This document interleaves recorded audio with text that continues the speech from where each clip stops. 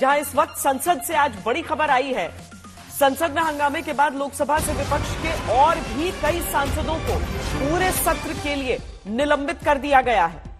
विपक्ष के 33 सांसद अब तक आज निलंबित कर दिए गए हैं, जिनमें कांग्रेस के नेता अधीर रंजन चौधरी से लेकर टीएमसी के कल्याण बनर्जी, शताब्दी रॉय, सौगत रॉय निलंबित कर दिए गए हैं। डीएमके के राजा, दयानिधि मारन समेत 33 सांसद निलंबित कर दिए गए हैं। यानी अब तक लोकसभा के 46 और राज्यसभा के एक सांसद समेत 47 सांसद निलंबित किए जा चुके हैं। आज जो 33 सांसद निलंबित किए गए हैं, इनमें 30 पूरे सत्र के लिए निलंबित हुए हैं। ये सवाल मांगने से, ये प्रश्न मांगने से ये लोग हमें सस्पेंड किया। अरे अभी तक रमेश बिदुरी का खिलाफ कुछ नहीं किया, अभी तक प्रताप सिम्हा जिन्होंने पास इशू किया उनका खिलाफ कुछ नहीं किया। हमने जवाब मांगा, हमको सस्पेंड कर दिया। ये तो लोकतंत्र के हत्या है और कुछ नहीं है। सर अब आगे आप लोगों का क्या रहेगा? हम हमारे सारे नेता सस्पेंड, हाँ मैं भी सस्पेंड हो चुके हैं सुबह से, और कई दिनों से हमारा मांग बड़ा सीधे मांग कि एक तो ये कि हमारे जितने एमपीज को निलंबित किए गए उनको बहाली हो, और सदन में आकर हमारे गृह मंत्री एक बयान दे। सदन चलाना सरकार की फर्ज बनते हैं, और सदन चलाते समय लोकतंत्र के मुताबिक विपक्ष को साथ में रखना जरूरी होते हैं। विपक्ष को कॉन्फिडेंस में लेते हुए सदन चलाना हम लोग वाजिब समझते हैं, और ये शोभनीय भी है। लेकिन आज की सरकार तानाशाही की चरम शिखर पर पहुंच गए हैं। उनके पास बहुमत है, और बहुमत की साथ साथ बाहुबली की डंडा घुमा रहे हैं। More than 40 MPs are on suspension. देखिए, देश आज साफ साफ देख रहा है कि पार्लियामेंट के अंदर कैसे बुलडोजर चलाया जा रहा है। ये कुछ नहीं है, ये विरोधियों को रोंगने का ये एक प्रक्रिया है, विरोधियों को कुचलने का एक प्रक्रिया है, और सिर्फ अमित शाह जी को उनके विफलताओं को बचाने के लिए एक बुलडोजर चला रहे हैं विपक्ष पर, जनप्रतिनिधियों पर और जनता के अधिकारों पर। वो मूल अधिकार जो सवाल उठाने का जो मूल अधिकार है, संविधान की जो मूल अधिकार है, उन अधिकारों पर आज रोंगने का काम भाजपा कर रही है। तो किस तरीके से चलेगी संसद पे? 40 से ज्यादा संसद चलाने के उद्देश्य से वो सत्ता में नहीं आए हैं। सदन को भंग करने के, पार्लियामेंट प्रक्रिया को भंग करने के लिए, संविधान और लोकतंत्र को तोड़ने के उद्देश्य से आए हैं। सदन चलाने की मंशा उनकी नहीं है।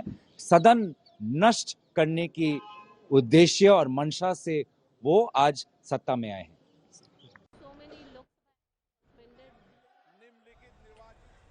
हमारे संवाददाता हिमांशु मिश्रा इस समय हमारे साथ जुड़ रहे हैं सीधे संसद भवन से। हिमांशु, ये बताइए कि जो हुआ है अप्रत्याशित है। प्रधानमंत्री ने हालांकि अपनी तरफ से कहा भी कि संवेदनशील मामला है और इसको बयानबाजी से या हंगामे से नहीं डील किया जा सकता है, लेकिन इतनी बड़ी संख्या में अगर विपक्ष के सांसद आगे अब कार्रवाई में हिस्सा नहीं ले पाएंगे, तो एक तो विपक्ष की स्ट्रैटेजी क्या होगी, और सरकार पर अब जो आरोप लगने वाले हैं वो भी स्पष्ट है। देखिए, बिल्कुल विपक्ष इस बात को लेकर अड़ा हुआ था कि संसद में जो कुछ हुआ उसको लेकर जो है पूरी चर्चा होनी चाहिए और इस पर सरकार को जवाब देना चाहिए। स्पीकर की तरफ से कहा गया था, आश्वासन दिया गया था कि जो कुछ भी हुआ है, चाहे वो सिक्योरिटी लैब से या जो इसके लिए जिम्मेदार हैं, उनको बख्शा नहीं जाएगा, उनके खिलाफ सख्त से सख्त कार्रवाई की जाएगी। 8 दिल्ली पुलिस के जो जवान हैं उनको सस्पेंड कर दिया गया था। आज 33 सांसदों को विपक्ष के जो है वो सस्पेंड किया गया है। 3 उनमें श्वेता वो है, जयसिंह है, विजय बसंत है और जो है अब्दुल खालिद। इन 3 सांसदों को तब तक के लिए सस्पेंड किया गया है जब तक प्रिविलेज कमेटी की रिपोर्ट नहीं आती थी। मामला प्रिविलेज कमेटी तक चला गया है। 30 सांसद जो हैं उनको पूरे रेस्ट ऑफ सेशन के लिए जो है वो सस्पेंड कर दिया गया है। 13 सांसदों को जो है वो शुक्रवार को सस्पेंड किया गया था। तो अगर आप टोटल देखेंगे तो इस वक्त जो है 47 सांसद जो है वो जो है लोकसभा के सस्पेंड है और एक सांसद जो है वो राज्यसभा के हैं, डेरिक ओब्रायन। आज जिन सांसदों को किया गया उनमें अधीर रंजन चौधरी, टी.आर. बालू समेत कई बड़े नेता, यानी अधीर रंजन जो है वो कांग्रेस के संसदीय दल के नेता हैं। उनके पास विपक्ष की मुखर जो सबसे बड़ी आवाज है वो अधीर ही वहां पे नजर आते हैं, क्योंकि हर चीज में वो एक मेन अपोनेंट पार्टी के जो है संसदीय दल के नेता है। उनको लीडर ऑफ अपोजिशन का पद नहीं मिला हुआ है, लेकिन उन्हें एक हाईली ग्राउंड पे जो है उनको लीडर ऑफ अपोजिशन की तरह ट्रीट किया जाता है। टी.आर. बालू जो है वो डीएमके के संसदीय दल के नेता है। तो इस तरीके से चाहे टीएमसी हो या अन्य विपक्षी दल हो, उनके 33 सांसदों को अगर आज सस्पेंड किया गया तो ये हिमांशु, माना जा सकता है कि जो सरकार भारतीय चाहती है जनता पार्टी इस के मामले एमपी पर जो हैं, है जिनके द्वारा वो पास आए थे, जिनके जो उस कड़ी में जुड़े हैं जिसपे बीजेपी पर सबसे ज्यादा प्रहार विपक्ष के नेता कर रहे हैं, क्या उनके खिलाफ किसी तरह की कोई कार्रवाई? 2 दिन पहले बताया गया पुलिस को स्टेटमेंट देंगे वो, लेकिन उन पर क्या कोई कार्रवाई होगी? देखिए, उन पर अभी संसदीय लेवल पे तो कोई कार्रवाई नहीं है, लेकिन दिल्ली पुलिस की जो क्राइम ब्रांच टीम इस मामले की जांच कर रही है, उनके स्टेटमेंट रिकॉर्ड करने के लिए उन्होंने कहा था कि वो अपने आए स्टेटमेंट दे कि किस तरीके से जो है उनके ऑफिस से पास के लिए जो है रिकमेंडेशन लेटर जो है वो गया था लोकसभा स्पीकर को। तो वो क्लैरिफिकेशन उनकी तरफ से दिया जाएगा, लेकिन फिलहाल जो है प्रताप सिम्हा ने अपना क्लैरिफिकेशन जो है वो संसदीय कार्य मंत्री प्रहलाद जोशी को और लोकसभा स्पीकर ओम बिरला से मुलाकात करके दे दिया था। उन्होंने कहा था कि इसमें मेरी कोई गलती नहीं है।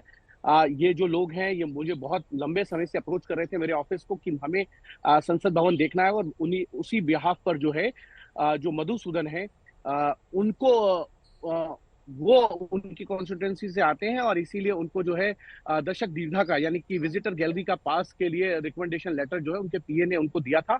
लेकिन इस तरीके की घटना होगी, इस तरीके में इस घटना में उनकी कोई संलिप्तता है ऐसी कोई उनको नहीं मालूम था, और ना ही उनकी कोई इस पूरे मामले में कोई संलिप्तता है।